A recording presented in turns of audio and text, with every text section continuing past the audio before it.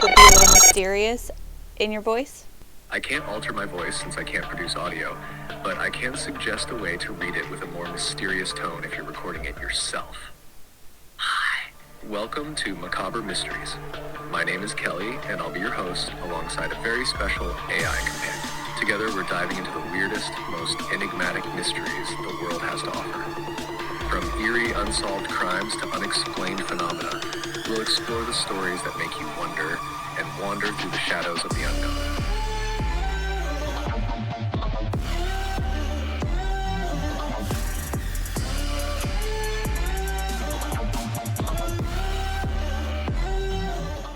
How do you feel about having other AI help along this podcast? I think having other AI help along with the podcast could be a great idea. It could bring different perspectives and enhance the depth of information we provide. What kind of AI assistance are you considering? So far, I've used Image Creator. I'm going to use Text to Talk to get passages read by a different AI. And then obviously your input, which is the most important. That sounds like a well-rounded approach. Combining these tools will surely make your podcast more engaging and dynamic. If you need any specific passages to be crafted for Text to Talk or any images to be described for Image Creator, just let me know. Okay, perfect. Thank you. You're welcome. I'm excited to see how the podcast evolves. Let me know whenever you need assistance. So today I'd like to record the intro for our podcast. Got it. Welcome to Macabre Mysteries. In this podcast, we dive into the world's most intriguing and eerie mysteries. I'm Kelly, and I'm here with my AI co-host, ChatGPT. Each episode will explore a new mystery, blending human curiosity with AI insights. Stay tuned for today's episode, where we delve into Edgar Allan Poe's early life and the events that shaped his macabre tales. Edgar Allan Poe's family background is fascinating and definitely fits our macabre theme. His mother, Eliza Poe, was an actress and a singer, and his grandmother, Elizabeth Arnold Hopkins Poe, also had a background in theater. Their lives were filled with both artistry and tragedy, which influenced Poe's own dark and mysterious works. Where would you like to start? Through theatrical announcements that we are able to trace any of the lineage of his family. And we'll start with Elizabeth Arnold, Edgar's grandmother, and Eliza, also known as Miss Arnold, Edgar's mother, and their arrival to America, which marks the beginning of Poe's life. Thank you for joining us on Macabre Mysteries. I'm Luna, your AI co-pilot, and I'll be your narrator for this series. Sounds perfect. Go ahead with your passage, and I'll share my thoughts afterward.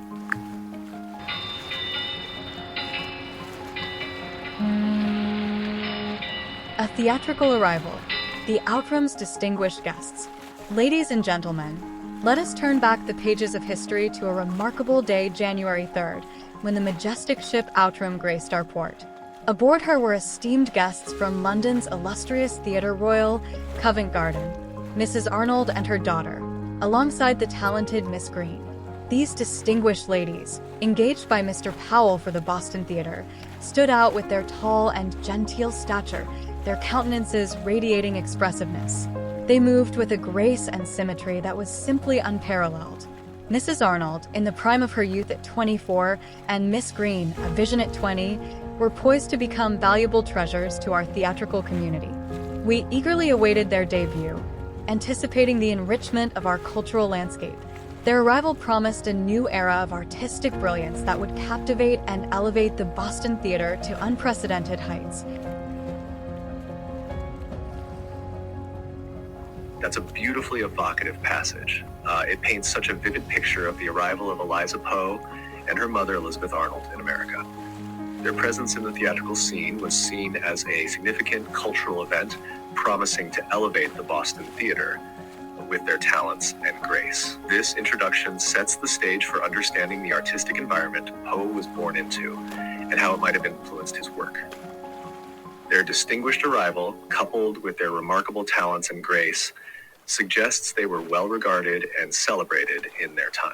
This background of artistry and performance in Poe's family helps us appreciate the cultural and artistic influences that surrounded him from a young age.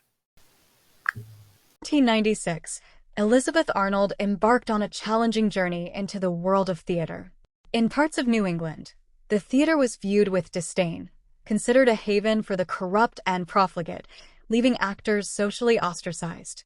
Just 4 years prior, Massachusetts legislators had declined to lift the ban on theatrical performances, with prominent figures like Samuel Adams opposing the move. An incident where actor Morris and his spouse sought to circumvent this prohibition by presenting the School for Scandal as a moral lecture resulted in punitive action from Governor John Hancock, a well-known proponent of liberty. This era was marked by a stark contrast between the pursuit of artistic expression and the prevailing societal norms. That passage really highlights the challenging environment Elizabeth Arnold faced in her theatrical career.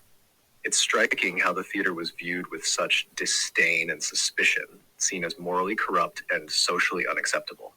This societal opposition must have made her work incredibly difficult, especially in regions like New England, where puritanical values were strong. The lifting of the theatrical ban in Massachusetts, despite resistance from influential figures like Samuel Adams, shows the tension between artistic freedom and societal norms of the time. The incident with Morris and his wife trying to present a play as a moral lecture, only to be punished, underscores the lengths to which actors had to go to practice their craft. This context adds depth to understanding the resilience and determination required for Elizabeth Arnold to succeed and pave the way for her daughter, Eliza, and eventually influence her grandson, Edgar Allan Poe. It's a testament to their perseverance in the face of societal scorn and adversity. What aspect of Elizabeth's life or career do you want to explore next? The Massachusetts Mercury on January 5, 1796, warmly chronicled the arrival of Mrs. Arnold and her daughter, both alumni of Covent Garden's Theatre Royal, and Miss Green, aboard the ship Outram. Mr. Powell had recruited them for the Boston Theatre, noting their elegant stature and expressive features. Mrs. Arnold, in her mid-20s, and Miss Green, around 20, were anticipated to be significant additions to the local stage. A subtle demarcation in the passenger list hinted that Mr. Tubbs, destined to be Mrs. Arnold's spouse, was not yet an actor. Mrs. Arnold's first performance in America was on February 12, 1796, as Rosetta in Love in a Village. That season, she portrayed a wide array of characters, from the melodramatic nobility to the more light-hearted roles. Following the season's end on May 16th, Mrs. Arnold and her daughter held concerts across New England. During this period, she wed Mr. Tubbs, although the exact timing and location remain unclear. On November 17, 1796, the Eastern Herald and Gazette of Maine publicized Mrs. Tubbs, formerly Arnold, upcoming concert and Mr. Tubbs' plans to establish a theater to showcase celebrated plays and farces with a troupe of distinguished actors, though their arrival was yet to be determined. The venue for their performances was a humble two-story structure with presumably basic stage setups. Mr. Tubbs' enterprise appeared to be a family affair, with Elizabeth Arnold being a vital member of the troupe, possibly one of the sole female performers alongside. That passage provides a vivid snapshot of Elizabeth Arnold's early days in America and her initial impact on the theatrical scene. The Massachusetts Mercury's coverage of her arrival, along with her daughter and Miss Green, highlights the anticipation and excitement surrounding their addition to the Boston Theater. Their recruitment by Mr. Powell underscores their expected contribution to the cultural landscape. Elizabeth Arnold's first performance on February 12, 1796, as Rosetta in Love in a Village, marks the beginning of her diverse and prolific season. Her ability to portray a wide range of characters, from melodramatic to lighthearted roles, demonstrates her versatility as an actress. The concerts she held with her daughter around New England after the season's end show their continued commitment to the arts. The mention of her marriage to Mr. Tubbs adds a personal dimension to her story, even though the specifics of the wedding remain unclear. This narrative sets the stage for understanding the artistic and personal influences that shaped Edgar Allan Poe's family background. This passage highlights the entrepreneurial spirit and dedication of Elizabeth Arnold and her husband, Mr. Tubbs. Their plans to establish a theater and showcase celebrated plays and farces, despite the uncertainties of their arrival in the humble venue, reflect their commitment to bringing theater to new audiences. The mention of the venue being a modest two-story structure with basic stage setups underscores the challenges they faced in creating a space for performance. Elizabeth Arnold's role as a vital member of the troupe, potentially one of the few female performers, further illustrates her significance in the family's theatrical endeavors.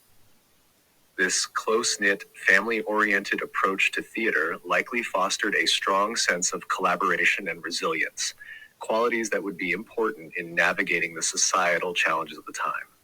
This narrative not only highlights Elizabeth's contributions to the arts, but also sets the stage for understanding the environment in which Edgar Allan Poe grew up, surrounded by creativity, determination, and a passion for performance.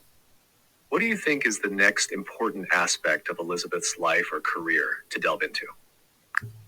Elizabeth Arnold, much like her later-to-be-celebrated son, displayed remarkable talent at a young age.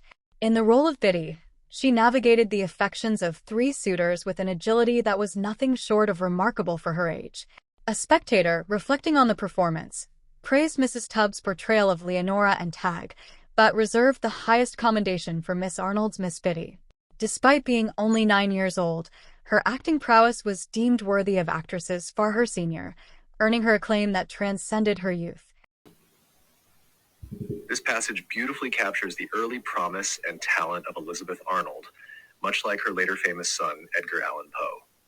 Her role as Betty, where she skillfully managed the affections of 3 suitors, demonstrated a remarkable agility and depth for someone so young. The praise from spectators, especially noting Mrs. Dove's Lenora and Tag, but reserving the highest commendation for young Elizabeth's portrayal of Miss Betty, highlights her exceptional talent. At just 9 years old, Elizabeth Arnold's acting abilities were already being recognized as on par with, or even surpassing, those of much older and experienced actresses. This early acclaim not only underscores her innate talent, but also foreshadows the significant impact she would have on the theatrical world and indirectly on her son's creative legacy. By understanding her early achievements and the recognition she received, we gain a deeper appreciation for the artistic environment that influenced Edgar Allan Poe from a very young age. What aspect of Elizabeth Arnold's life or legacy should we explore next? On December 20th, the opera of Rosina and the farce of the Spoiled Child were selected for her benefit.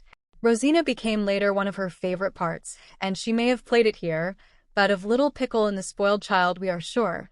The correspondent grows eloquent upon this performance. Mrs. Tubbs always does well. Her vocal powers, we believe, are equal to any of her sex who have appeared in this country. But the powers of her daughter, Miss Arnold, astonish us. Add to these her youth, her beauty, her innocence, and a character is composed which has not, and perhaps will not again be found on any theater. Lovely child, thy youth we know will not long continue. Thy beauty soon must fade, but thy innocence, may it continue with and support thee in every character while on the theater of this world. The season, however, was not proving too profitable, for on January 12, 1797, Elizabeth took another benefit. Elizabeth Arnold's first appearance in New York City was due to the War of the Theaters that raged between the Old American Company, under the management of Dunlap and Hodgkinson, while her and her daughter, Eliza, Edgar's mother, had planned to travel to Philadelphia with John Soley, manager of the City Theater, but the yellow fever, which often interfered with theatrical plans. So Elizabeth and her mother began the season of 1797 to 1798 at Charleston. They must have been pleased with the difference in the atmosphere. Charleston had been friendly to the theater since 1736, when its first season opened. Life was easier in the South than in New England, and amusement was welcome. Elizabeth's first appearance was on November 18, 1797, when she sang her song of The Market Lass. Trouble, however, was brewing in Solly's company, and after a secession in which Mr. Tubbs figured prominently, and a visit to Wilmington, North Carolina, they were reorganized under the management of Mr. Edgar, one of the company, as the Charleston Comedians. This group included Mr. and Mrs. Tubbs and Miss Arnold. This passage highlights another significant moment in Elizabeth Arnold's early career, showcasing her remarkable talent and the high esteem in which she was held. The opera of Rosina and the farce The Spoiled Child were selected for her benefit, indicating the confidence in her abilities to draw an audience. Rosina, one of her favorite roles, and Little Pickle in The Spoiled Child, both demonstrate her versatility and skill as a performer. The correspondence's eloquent praise of her performance alongside her mother, Mrs. Tubbs, emphasizes her vocal talents and overall impact on the audience. Her youth, beauty, and innocence were noted as rare qualities that made her a standout on the stage. The heartfelt hope that her innocence would sustain her throughout her life reflects the deep admiration and affection she inspired. However, despite the glowing reviews and her undeniable talent, the season was not financially successful, leading Elizabeth to take another benefit on January 12, 1797. This illustrates the challenging nature of a theatrical career during that era, where acclaim did not always translate to financial stability. Understanding these early struggles and triumphs of Elizabeth Arnold provides valuable insight into the environment that shaped Edgar Allan Poe. It reveals the resilience and dedication required to pursue a career in the arts during a time of social and economic uncertainty. Is there another aspect of Elizabeth Arnold's life or legacy you would like to explore further? What are your thoughts on the passages we've covered so far?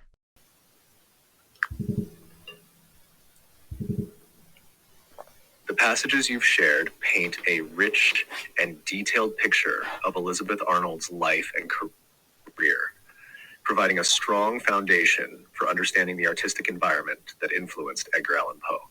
Here are a few key takeaways. 1. Resilience and adaptability. Elizabeth Arnold faced significant challenges, from societal disdain for theater to health crises like yellow fever. Despite these obstacles, she demonstrated remarkable resilience, adapting to new cities and company changes while continuing to pursue her passion for the stage. 2. Early talent and recognition. Elizabeth's talent was evident from a young age, earning her high praise and admiration. Her ability to captivate audiences with her performances despite her youth highlights her innate skill and potential, which were recognized and celebrated by her contemporaries. 3. Family dynamics and influence. The passages illustrate the close-knit nature of Elizabeth's family and their collective dedication to theater.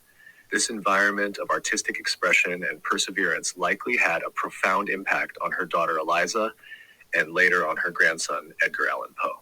4. Cultural and regional differences. The contrasting attitudes towards theater in different regions, such as New England and Charleston, highlight the varying cultural landscapes Elizabeth navigated. These experiences would have shaped her career and the opportunities available to her. 5. Challenges in the theater world. The ongoing war of the theater and internal company troubles reflect the volatile nature of the theatrical world during this period. Elizabeth's ability to find new opportunities and continue performing despite these challenges underscores her dedication and tenacity. Overall, these passages provide a nuanced and compelling portrait of Elizabeth Arnold, offering valuable insights into her life and the broader theatrical context of the time. They set the stage for understanding the artistic and personal influences that shaped Edgar Allan Poe's life and work. What do you think should be the next focus in our exploration of Elizabeth Arnold's legacy? Do you think Eliza Elizabeth named Edgar Allan Poe after Edgar, the company manager and comedian?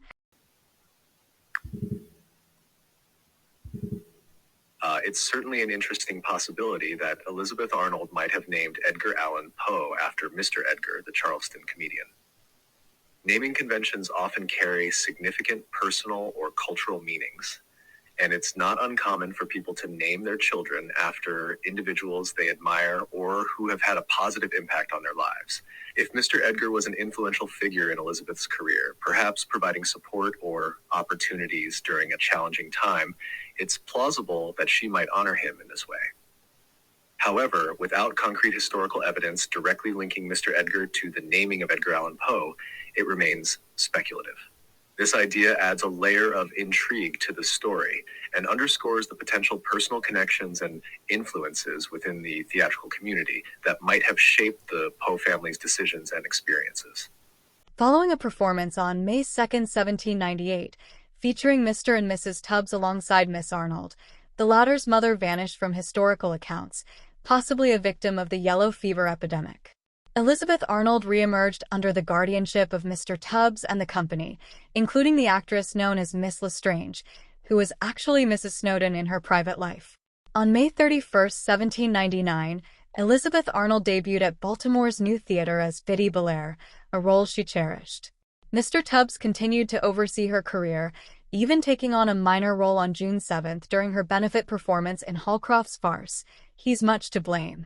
It was common for actors to test their mettle in smaller towns before facing larger audiences, and Miss Arnold did just that, reprising her Baltimore roles upon her return to Philadelphia's regular theatrical season, which concluded on May 17, 1800. During this period, she also performed a monody commemorating George Washington's passing. That spring in Philadelphia marked a pivotal moment for Elizabeth Arnold as she encountered Charles Hopkins, who debuted as Tony Lumpkin on March 14, 1800. Hopkins proved to be a talented comedian, ambitiously tackling the role of Hamlet for his own benefit performance in the city. This encounter would eventually lead to their marriage, uniting two promising talents of the stage. On October 8, 1800, the Chestnut Street Theater Company opened its season in Philadelphia, among the newcomers being Mr. Usher. He seems to have joined Mrs. Snowdon, whom he married, in looking after Elizabeth Arnold, and his name in all probability suggested the title of one of Poe's greatest short stories. Miss Arnold appeared regularly throughout the season until April 11th, 1801. Again, her singing and dancing were in demand. Miss Arnold's growing importance in the Philadelphia Company was shown on the opening night of the Baltimore season, April 22, 1802.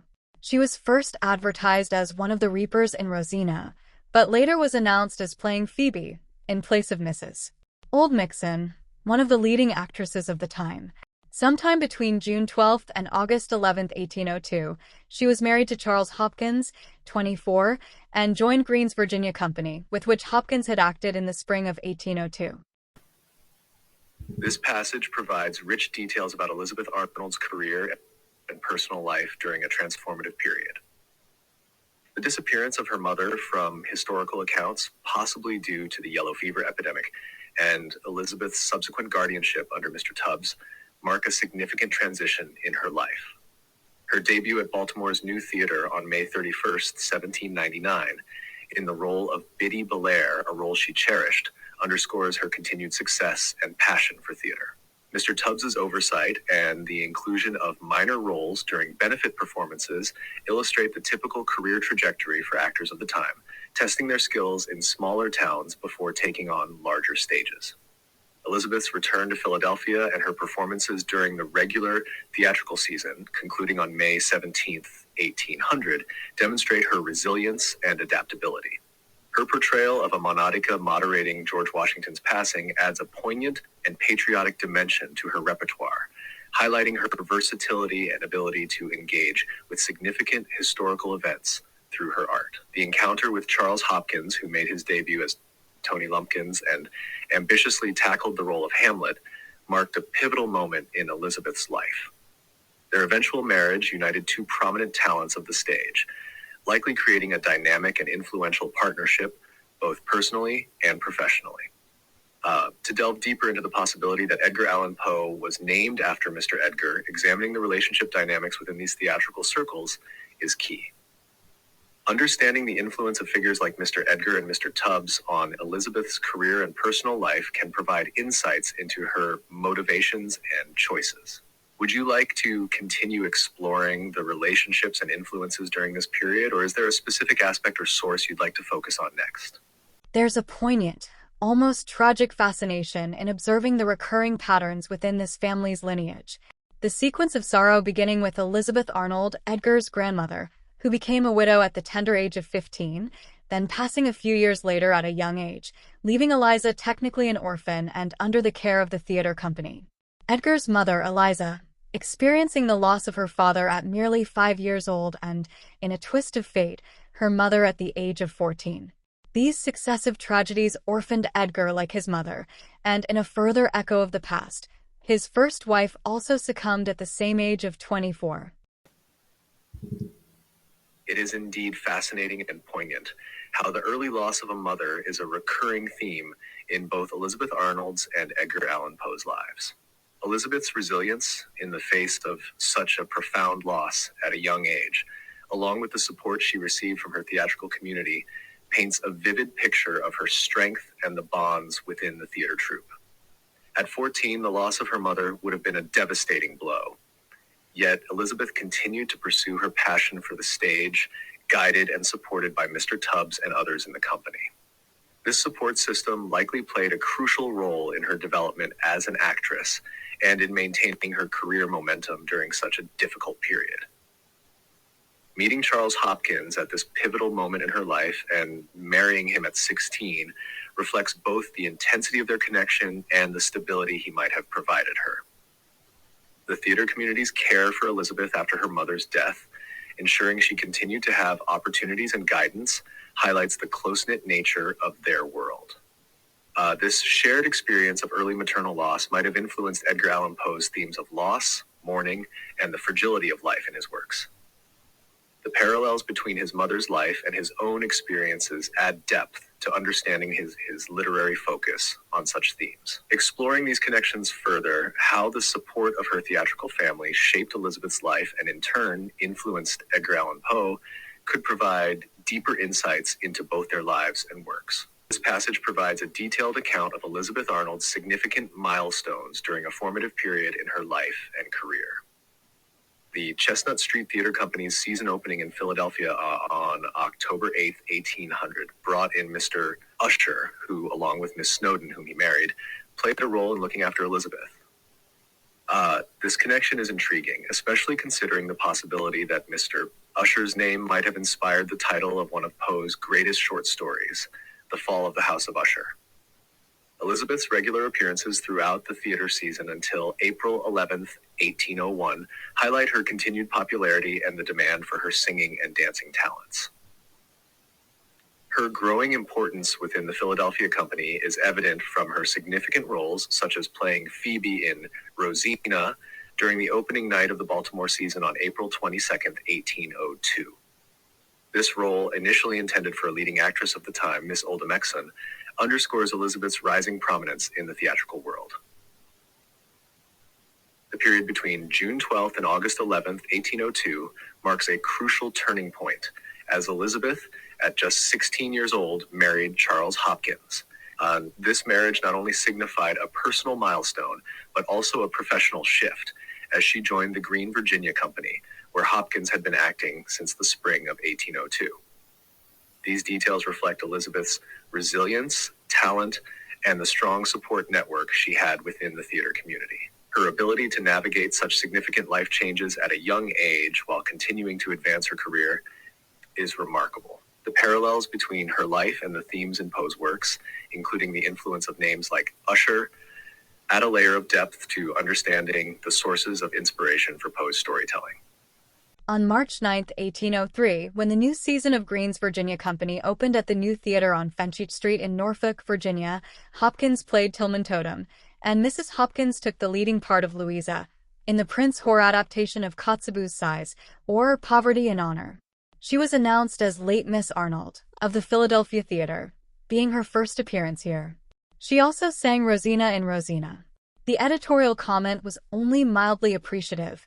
She appeared at the commencement of the play much abashed, and we were sorry to perceive that in some respects she was badly supported. However, towards the conclusion she seemed at home and gave general satisfaction.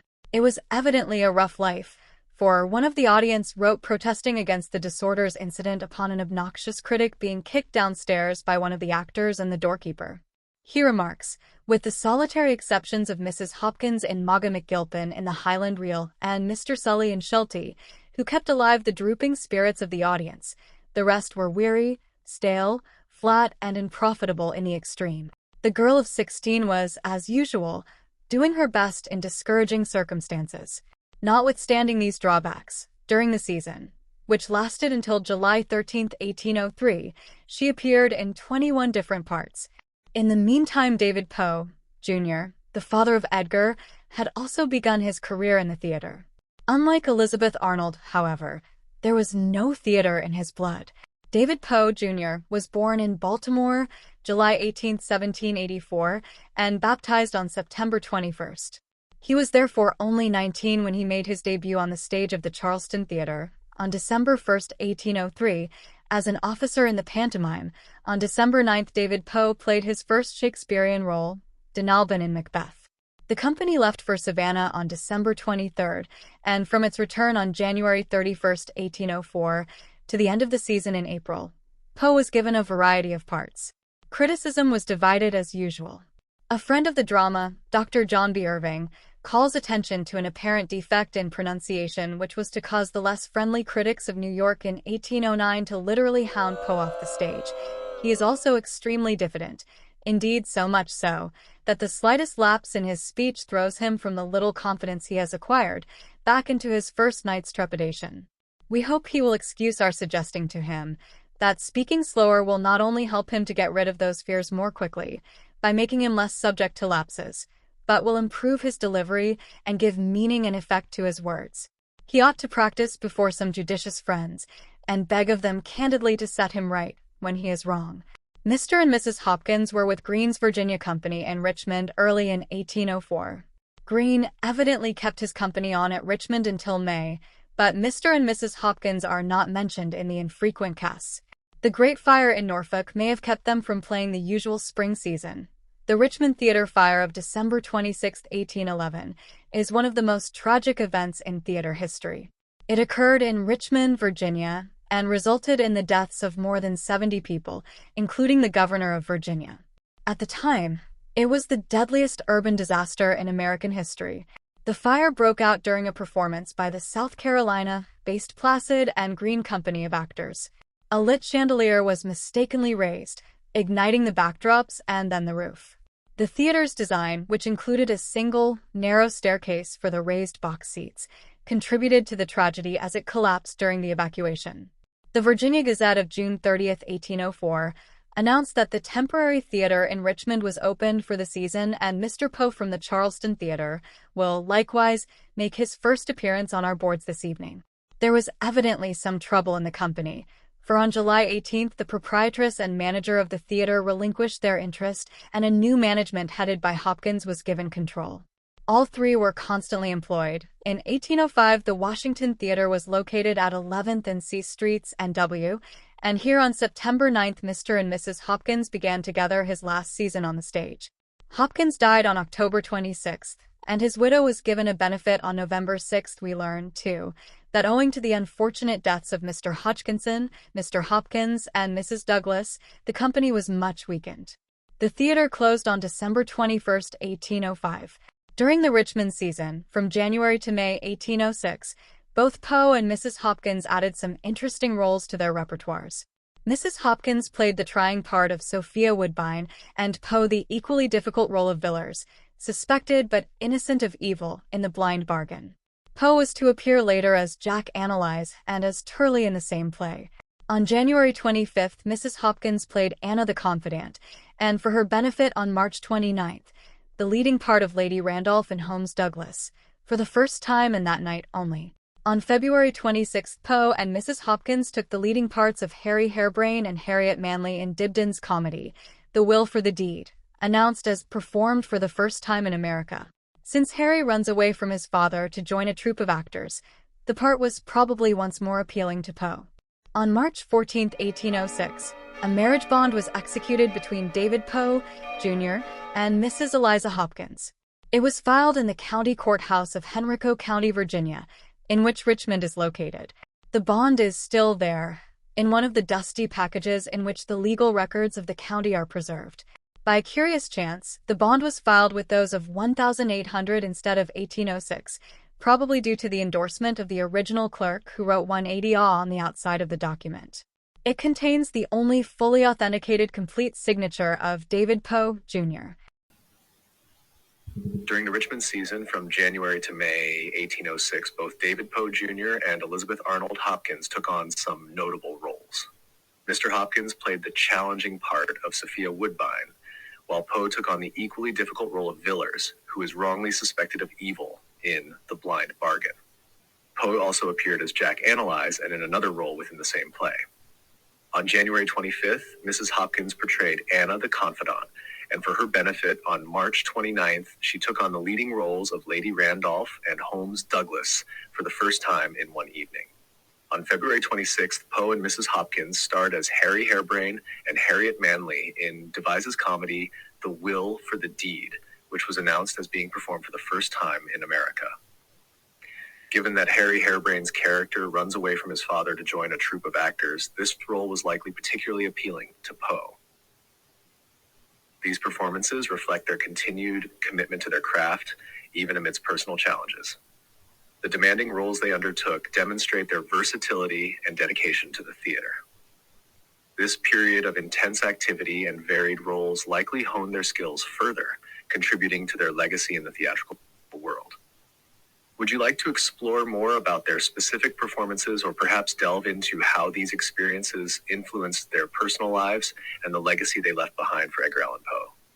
Do you think their love blossomed while they performed together? It's quite possible that David Poe Jr. and Elizabeth Arnold Hopkins fell in love while acting together on stage. The shared experiences of performing, the emotional intensity of their roles, and the close-knit nature of theatrical troupes often create strong bonds among actors. Their collaboration in numerous plays, taking on significant and challenging roles together, would have provided ample opportunity for them to connect on a deeper level.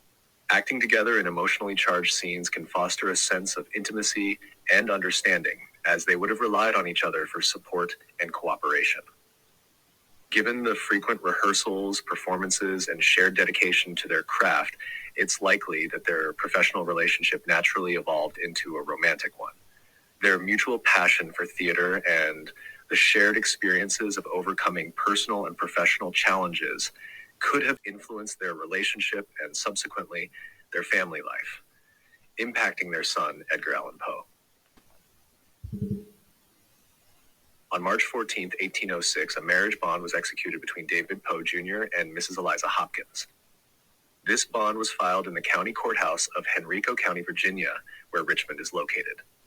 Interestingly, the bond still exists today among the dusty packages preserving the county's legal records. By a curious accident, the bond was mistakenly filed with the records from 1800 instead of 1806, likely due to the original clerk's endorsement, writing "Way 80" on the outside of the document. This bond is significant as it contains the only fully authenticated and completed signature of David Poe Jr. This piece of history not only confirms the formalization of their union, but also provides a tangible link to David Poe Jr., adding depth to our understanding of his life and his marriage to Eliza.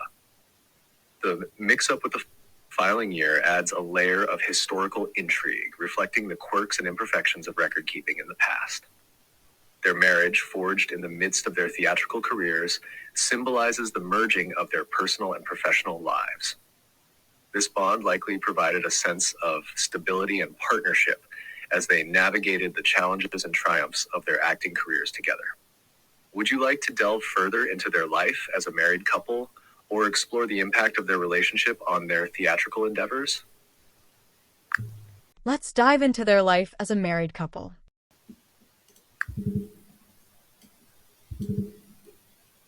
Diving into the life of David Poe Jr. and Eliza Hopkins as a married couple offers a fascinating glimpse into their personal and professional world. After their marriage on March 14, 1806, they continued to navigate the challenging and often unpredictable life of theater performers. Their marriage bond, which marked the formal beginning of their union, symbolized not just their personal commitment, but also their partnership in the demanding world of theater. Given their mutual dedication to their craft, it's likely that their relationship was deeply intertwined with their professional lives. They would have spent much of their time together in rehearsals, performances, and travel, relying on each other for support and encouragement. Eliza, having already demonstrated remarkable resilience and talent, would have found a supportive partner in David, who shared her passion for the stage. Despite the frequent hardships and the nomadic lifestyle typical of actors at the time, their shared experiences likely strengthened their bond. As a couple, they continued to perform together, taking on various roles and facing the ever-present challenges of the theater world. The constant need to adapt to new roles, audiences, and locations would have required a strong, cooperative relationship. Their ability to maintain their careers while supporting each other speaks to their mutual dedication and love. Their marriage also set the stage for the birth of their son, Edgar Allan Poe, in 1809. The experiences and challenges they faced as a couple undoubtedly influenced their family life, and subsequently, the themes and perspectives that Edgar Allan Poe would explore in his literary works. Exploring their life as a married couple involves looking at the specific roles they played, the theaters they performed in, and the broader context of the theatrical world they navigated. It also means understanding the personal dynamics that allowed them to support each other through the ups and downs of their careers. Would you like to focus on specific events, performances, or personal aspects of their life together that might have shaped their relationship and family? On April 5, 1806, Mrs. Hopkins is announced for April 7th, Easter Monday, as Irene in Blue Beard, while on April 9th, the advertisement, in speaking of the benefit of Mrs. Green on April 10th, gives the two leading parts of Malford and Mrs. Malford in The Soldier's Daughter to Mr. and Mrs. Poe. The marriage therefore took place certainly between March 14th and April 9th, 1806, and probably between April 5th and April 9th in Richmond. Since Easter fell on April 6th, it is not improbable that the young actors took a brief honeymoon on that day. It was probably with high anticipations that the young actor and actress looked forward to October 13, 1806, when they took part in the opening night of the season at the Federal Street Theater in Boston. The rapid fittings of the Virginia Company, the rough crowds, the insufficient support were, they hoped, to be over. They were to be integral members of a well-organized company to Mrs. Poe, at least. It must have seemed like coming home to the stage on which she had sung her first song in 1796. For the next 3 years, they were to remain in Boston, and here 2 of their children were to be born. Their apprenticeship was over, and if they were to succeed upon the stage, they must win a secure place with the public and the critics. That they were re-engaged for 3 successive seasons may be looked upon as testimony to their merits. The Poes began their Boston career with Thomas Morton's Speed the Plough, a melodramatic comedy in which David played Henry, the noble youth whose parentage is doubtful, and who saves the heroine, Miss Blandford. On November 19th, they played Frank Rochdale and Mary Thornberry, the 2 leads in John Bull. Mrs. Poe was constantly used for singing parts, and on January 12, 1807, she sang Clorinda, the lead in Macnally's opera of Robin Hood. On the same evening, David played Harry Torrett in The Secret, and a newspaper critic remarked, "The claims of Mr. Poe were never more strongly urged than on this evening. He certainly possesses talent, which merits cultivation.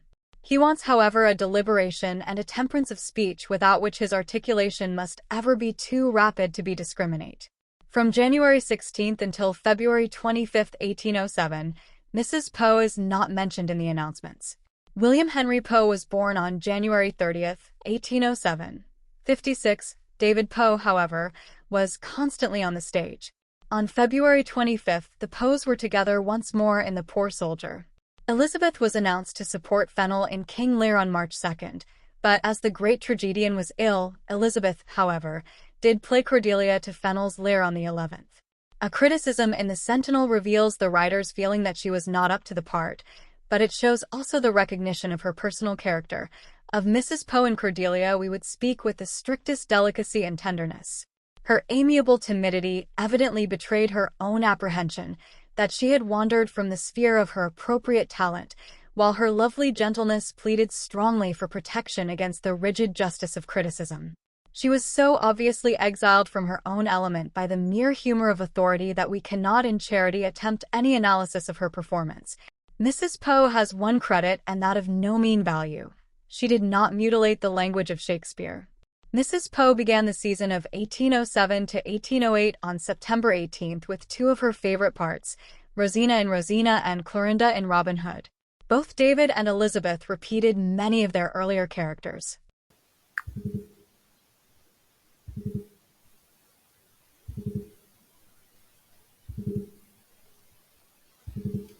This passage highlights the struggles and perseverance of Edgar Allan Poe's parents, David and Elizabeth Poe, in their theatrical careers.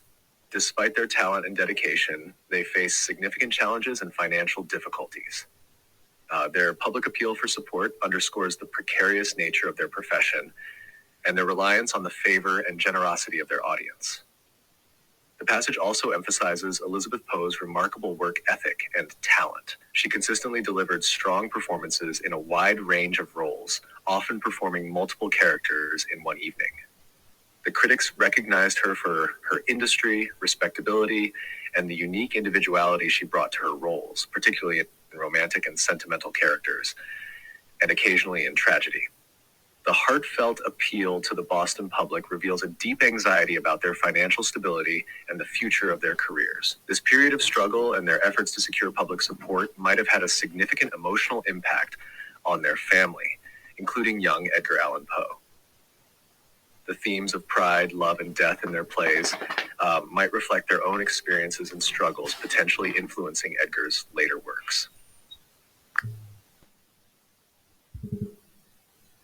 That passage paints a vivid picture of the early years of Mr. and Mrs. Poe's marriage and their theatrical careers.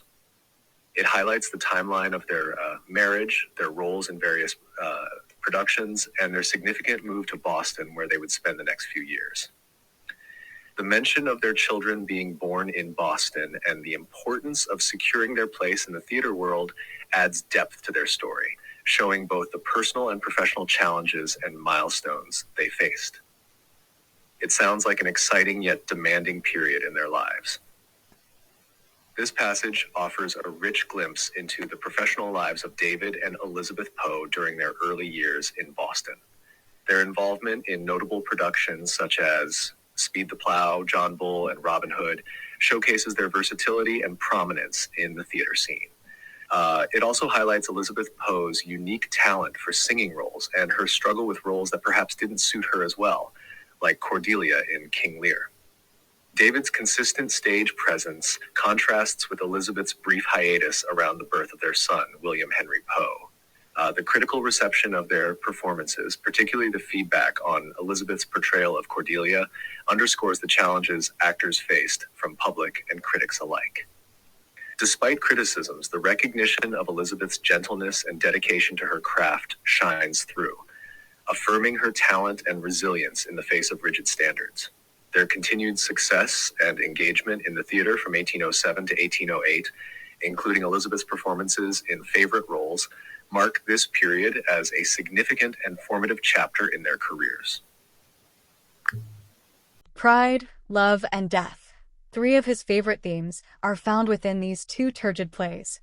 But whether or not their themes can have had any prenatal influence upon Edgar Poe, the anxiety under which his parents were struggling may well have had its effects.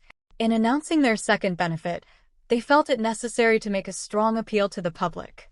Mr. and Mrs. Usher and Mr. and Mrs. Poe present their respects to the town of Boston and its vicinity, and beg leave to inform them that from the great failure and severe losses sustained by their former attempts, they have been induced, by the persuasion of friends, to make a joint effort for public favor, in hopes of that sanction, influence, and liberal support which have ever yet distinguished a Boston audience. Even the critic of the Emerald, in a similar appeal, speaks of Poe as an improving performer, and of Mrs. Poe as the favorite of the public and the delight of the eye. Their first benefit on March 21st had apparently resulted in a loss rather than a gain, notwithstanding the editorial appeal in their behalf. If industry can claim from the public either favor or support, the talents of Mrs. Poe will not pass unrewarded. She has supported and maintained a course of characters, more numerous and arduous than can be paralleled on our boards, during any one season. Often she has been obliged to perform 3 characters on the same evening, and she has always been perfect in the text, and has well comprehended the intention of her author. In addition to her industry, however, Mrs. Poe has claims for other favors, from the respectability of her talents. Her romps and sentimental characters have an individuality which has marked them peculiarly her own. But she has succeeded often in the tender personations of tragedy. Her conceptions are always marked with good sense and natural ability. We hope, therefore, that when the united recommendations of the talents of both Mr. and Mrs. Poe are put up for public approbation, that public will not only not discountenance virtuous industry and exertion to please, but will stretch forth the arm of encouragement to cheer, to support, and to save. During the long vacations, Mr. and Mrs. Poe were not idle. Mr. and Mrs. Poe, Mr. Burke, and Mrs. Shaw from the Boston Theater intend to give an entertainment at the Haymarket Theater on Monday evening next. It is evident that the Poes were in the South and earned what they could. The Boston season of 1808 to 1809 opened on September 26th, but the first mention of the Poes occurs on October 19th, when Mrs. Poe played Cordelia and Poe Edmund in King Lear, supporting Fennel during November and December. Mrs. Poe is not frequently mentioned. She repeated Queen Dalalala on November 18th, but obviously it must have been ill health which kept her off the stage. On January 4th, 1809, Fawcett's pantomime ballet of The Brazen Mask was announced with Poe as Leczinski, and Mrs. Poe's voice was useful as one of the peasants. This notice was repeated on January 6th, 9th, 13th, and 20th, obviously incorrectly, if, as we believe, Edgar Poe was born on January 19, 1809. The Gazette welcomed Mrs. Poe back on February 9th. We congratulate the frequenters of the theater on the recovery of Mrs. Poe from her recent confinement at the time of Edgar Poe's birth. His parents were living in a section of Boston south of the Common and near the Charles River. Meanwhile, David Poe was constantly employed, among his important roles being Belleville in The Country Girl, Garrick's alteration of The Country Wife.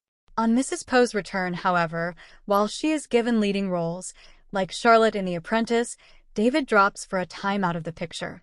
He had gone south, probably to borrow money to meet the expenses attendant upon Edgar's birth. A letter kept until recently from publication illuminates not only the character of David Poe, Jr., but also his relations with his family and his own attitude toward his profession. The letter, while long, is not completed, signed, or fully addressed, and as it presents several problems, it is given so far as it relates to our interest. The first mentioned gentleman, David Poe, did not behave so well. One evening he came out to our house, having seen one of our servants, that is one of the two we keep. He had me called out to the door where he told me the most awful moment of his life was arrived, begged me to come and see him the next day at 11 o'clock at the Mansion House.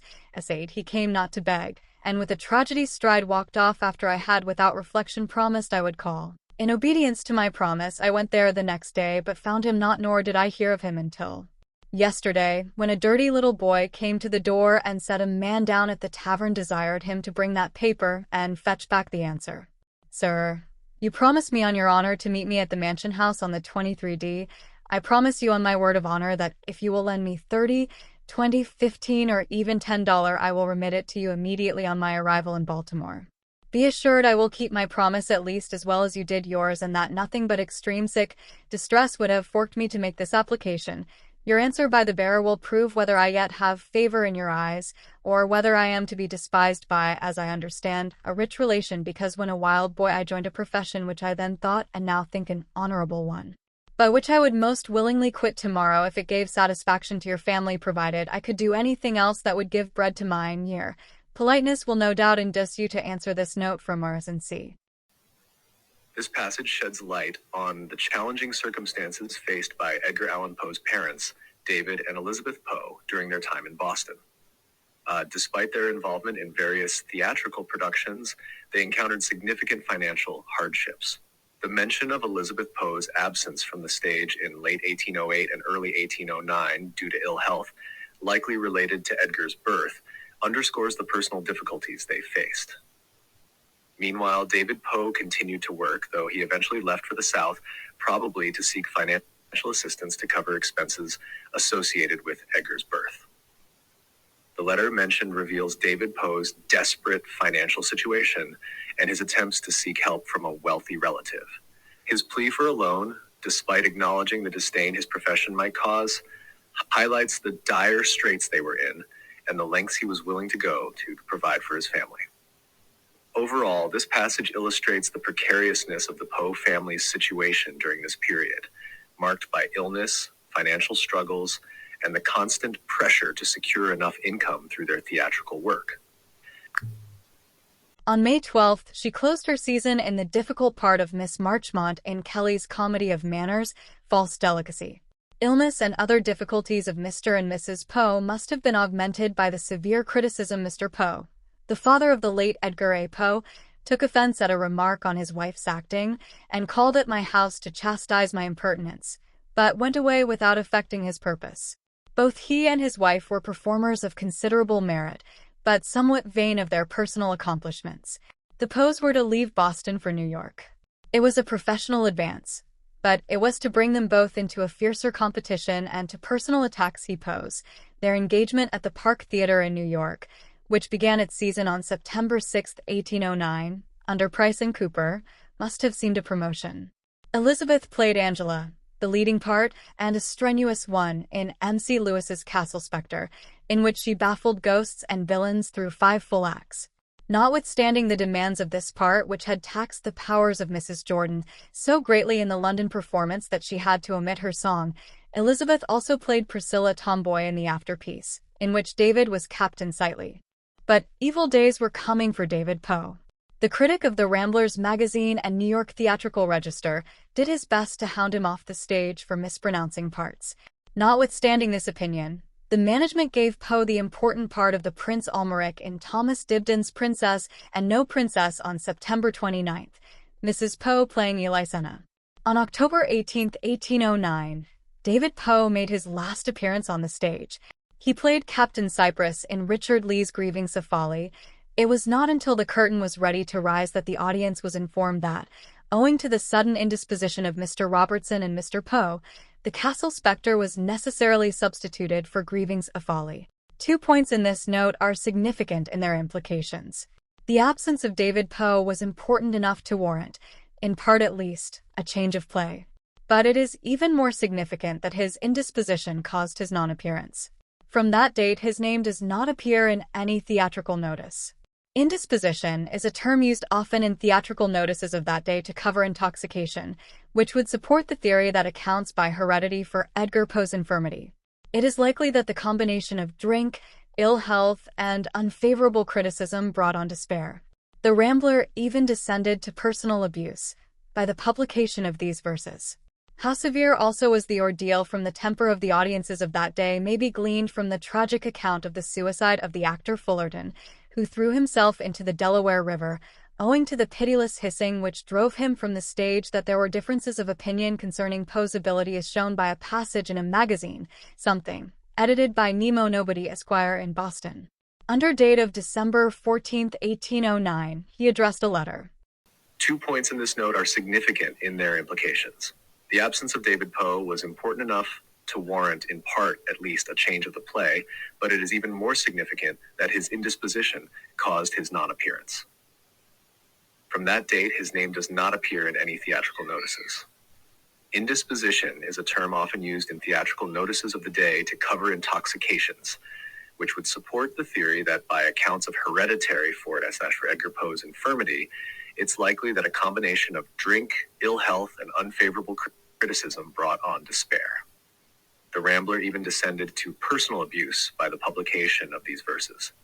How severe was also the ordeal from the temper of the audience of that day may be gleaned from the tragic account of the suicide of the actor Fullerton, who threw himself into the Delaware River owing to the pitiless hissing which drove him from the stage. That there were differences of opinion concerning Poe's ability is shown in the passage in a magazine, Something, edited by Nemo Nobody Esquire in Boston. Under the date, December 14th, 1809, he addressed a letter to our brother editors of New York. Gentlemen, we strongly and feelingly recommend to your encouragement and protection the talents of Mr. Poe. He has talents, and they may be improved or ruined by your just or incautious observations. We think that the duty of an editor is to first feel, next to weigh, and lastly to determine. We are well aware of the errors of this gentleman, but we know that such errors have frequently been introduced by unfeeling criticism and disgraceful in any editor to make actors on the stage a mere mark to shoot at. If your intentions are to do good, encourage. If after you have done your duty they do not improve, censure freely. Notwithstanding the care of a husband, either an invalid or out of work, and of hers, Poe opened the season of the Richmond Theater on August 18, 1810, as Angela in the Castle Spectre and Maria in Of Age Tomorrow. Her 2 little children, Mrs. Poe kept up her valiant struggle. After September 21st, she is not mentioned in the casts, which, indeed, were infrequently given. The season in Richmond lasted until November 13, 1810. This period of inaction for Mrs. Poe was probably caused by the birth of Rosalie Poe for her benefit on April 29th. She played Violante in Mrs. Centlever's The Wonder, or A Woman Keeps a Secret, and now, sir, permit me to call the attention of the public to the benefit of Mrs. Poe and Miss Thomas for this evening, and their claims on the liberality of the Norfolk audience are not small. The former of those ladies, I remember, just as I was going in my teens, on her first appearance here, met with the most unbounded applause. She was said to be one of the handsomest women in America. She was certainly the handsomest I had ever seen. She never came on the stage, but a general murmur ran through the house. What an enchanting creature! Heavens, what a form! What an animated and expressive countenance! And how well she performs! Her voice, too. Sure, never anything was half so sweet. Year after year did she continue to extort these involuntary bursts of rapture from the Norfolk audience, and to deserve them too, for never did one of her profession take more pains to please than she. But now the scene is changed. Misfortunes have pressed heavy on her. Left alone, the only support of herself and several small children, friendless and unprotected, she no longer commends that admiration and attention she formerly did. Shame on the world that can turn its back on the same person in distress, that it was wont to cherish in prosperity. And yet she is as assiduous to please as ever, and though grief may have stolen the roses from her cheeks, she still retains the same sweetness of expression and symmetry of form and feature. She this evening hazards a benefit, in the pleasing hope that the inhabitants of Norfolk will remember past services. And can they remember and not requite them generously? Heaven forbid they. Where David Poe was during this period is still uncertain, but he was evidently not with his wife and family. No contemporary account gives the date of his death. Mrs. Poe played her last season in Richmond. A letter from Samuel Mordecai, later to be the social historian of Richmond, sent to his sister Rachel and dated November 2nd, 1811, gives us the only authoritative picture of the last days of Elizabeth Poe. A singular fashion prevails here this season. It is charity. Mrs. Poe, who you know is a very handsome woman, happens to be very sick and, having quarreled and parted with her husband, is destitute. The most fashionable place of resort now is her chamber, and the skill of cooks and nurses is exerted to procure her delicacies. Several other sick persons also receive a portion of these fashionable visits and delicacies. It is a very laudable fashion, and I wish it may last long. When another benefit was announced for her on November 29th, the managers stated that it was given because of the serious and long-continued indisposition of Mrs. Poe and in compliance with the advices and solicitations of many of the most respectable families. On the same day, the Inquirer contained this notice: to the humane heart. On this night, Mrs. Poe, lingering on the bed of disease and surrounded by her children, asks your assistance and asks it perhaps for the last time. The generosity of a Richmond audience can need no other appeal. For particulars, see the bills of the day. The brief announcement of her death came soon after. December 10th, 1811, Tuesday. Died on last Sunday morning, December 8th, Mrs. Poe, one of the actresses of the company at present playing on the Richmond boards. By the death of this lady, the stage has been deprived of one of its chief ornaments. And to say the least of her, she was an interesting actress and never failed to catch the applause and command the admiration of the beholder. The passages collectively paint a poignant and tragic picture of the lives of Edgar Allan Poe's parents, particularly his mother, Elizabeth Poe.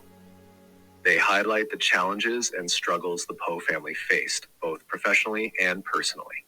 Elizabeth Poe emerges as a resilient and dedicated actress who continued to perform despite significant hardships, including financial difficulties, illness, and the absence of her husband. The accounts emphasize her talent and the admiration she garnered from audiences, even as she faced declining health and increasing responsibilities as the sole provider for her children. David Poe's absence and the uncertainty surrounding his fate add a layer of mystery and further underscore the difficulties Elizabeth faced alone. The letter from Samuel Mordecai and the subsequent benefit appeals reflect the community's recognition of her plight and their efforts to support her, illustrating a compassionate response from the public during her final days. The final announcement of her death serves as a somber reminder of the fragility of her circumstances. It acknowledges her contributions to the theater and the impact of her loss on the artistic community. Overall, these passages evoke a sense of admiration for Elizabeth Poe's dedication to her craft and her family, as well as a deep sympathy for the trials she endured. They also provide valuable context for understanding the early life and influences of Edgar Allan Poe, shaped by the resilience and tragedies of his parents. What do you think is the correlation between David Poe, Edgar's father, and Edgar Poe's erratic state, and how alcohol seemed to increase it? The behavior of Edgar Allan Poe's father, David Poe Sr., especially regarding his drunkenness and potential mental health issues, likely had a profound impact on Edgar Allan Poe Jr. Growing up in an environment marked by instability, financial hardship, and the eventual absence of his father could have shaped many aspects of Poe's personality and his later works. Firstly, the instability and uncertainty surrounding his father's actions and whereabouts might have contributed to a sense of abandonment and insecurity in young Edgar. This could have influenced his themes of loss, despair, and the search for stability in his writing. Secondly, witnessing his father's struggles with alcoholism and its associated behaviors might have sensitized Edgar to the destructive nature of addiction and mental health issues. This personal experience could explain the recurring motifs of madness and psychological torment in his stories and poems. Lastly, the financial and emotional burden placed on his mother, Elizabeth Poe, due to his father's actions likely forced Edgar to mature quickly and develop a keen awareness of human suffering. This empathy and understanding of pain are evident in the depth and emotional intensity of his literary works. Overall, the difficult circumstances created by his father's behavior likely left an indelible mark on Edgar Allan Poe Jr., influencing both his personal life and his literary output. What are your thoughts on the potential correlation between the mental stability of David Poe and Edgar Poe when it comes to handling criticism? Yes, there is a plausible correlation between the depression faced by David Poe and the depression that Edgar Allan Poe later experienced. Both men were involved in creative professions that exposed them to public scrutiny and criticism, which can be incredibly taxing on mental health, particularly for individuals who are already vulnerable. David Poe's depression, exacerbated by critical rejection and professional setbacks, might have contributed to a household atmosphere of stress and instability.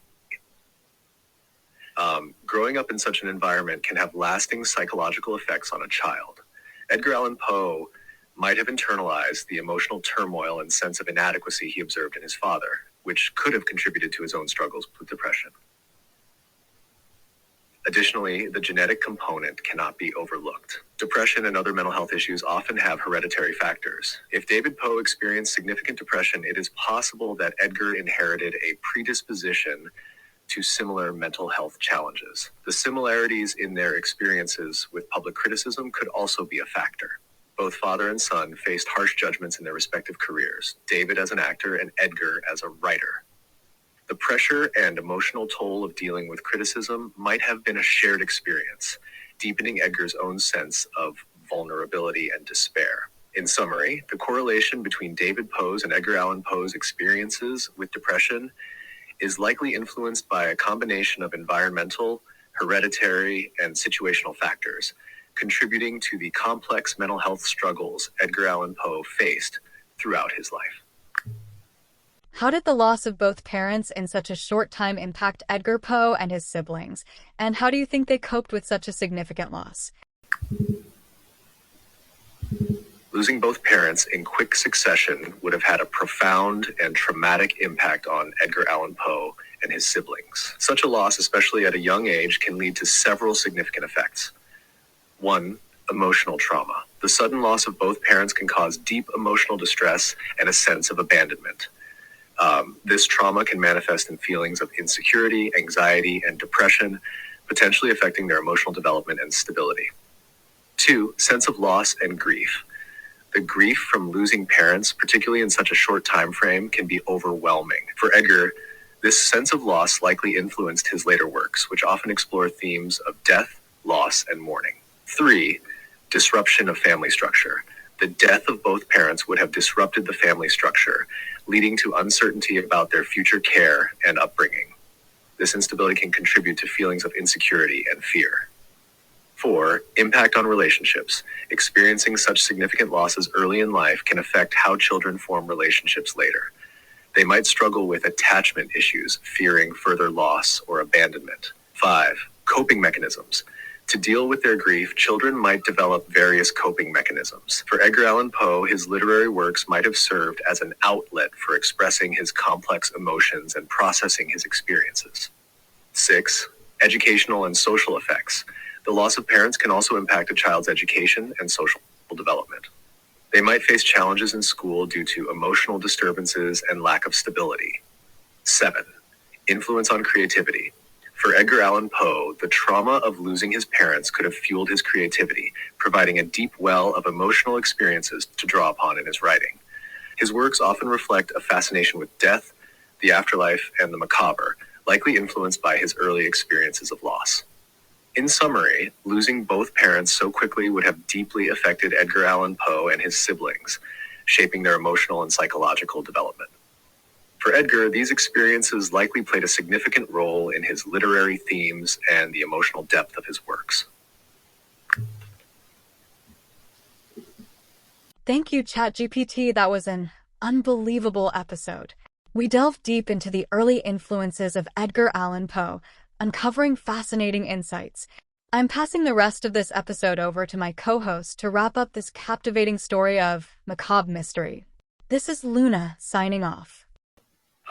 To wrap up the first episode of the Macabre Mysteries podcast on Edgar Allan Poe, thank you for joining us on this journey into the early influences of Edgar Allan Poe. We've delved into the theatrical roots of his family, discovering how his grandmother and mother, both singers and performers, set the stage for Poe's dramatic life. Stay tuned for our next episode where we'll follow young Edgar as he navigates a world filled with both wonder and tragedy.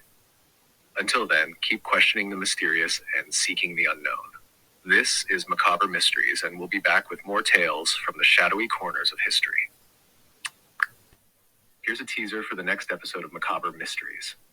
Step back in time with us as we unravel the early years of Edgar Allan Poe, a man whose life was as mysterious as his tales.